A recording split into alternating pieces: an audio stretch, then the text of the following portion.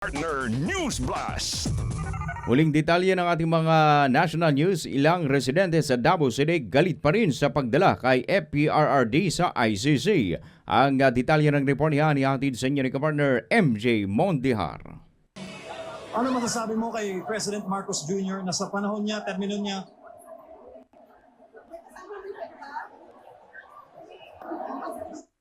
step down, go to hell.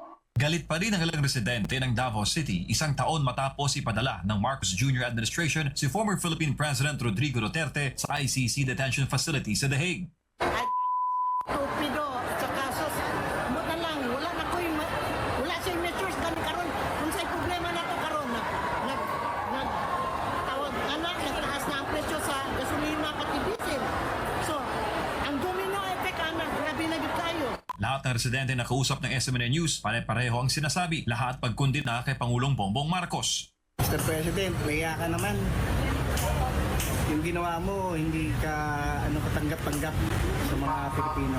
Punong-puno naman ang San Pedro Cathedral dito sa Davao City sa isang special na misa para sa dating Pangulo. Dinalohan naman ito ni Vice President Sara Duterte. Ayon sa Vice Presidente, hindi lamang mga taga-Davao ang galit sa Pangulo. Hindi lang mga Davaoenos, mga Pilipino, galit sa nangyari. Pag-kidnap kay dating Pangulong Rodrigo Duterte.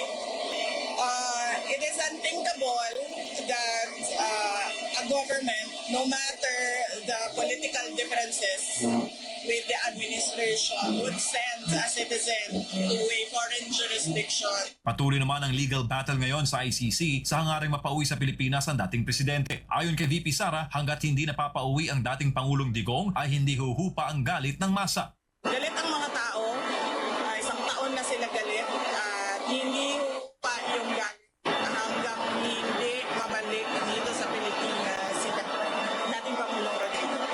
Sunod-sunod ang mga aktibidad dito sa Davao ngayong buwan ng Marso. Kaugnay na paparating na 81st birthday celebration ang dating Pangulo sa March 28. Mensahe naman ng Vice Presidente sa masang Pilipino. Nagpapasalamat kami sa kanilang pagdarasal para sa kanyang kalayaan at maayos na pag-uwi dito sa ating bayan.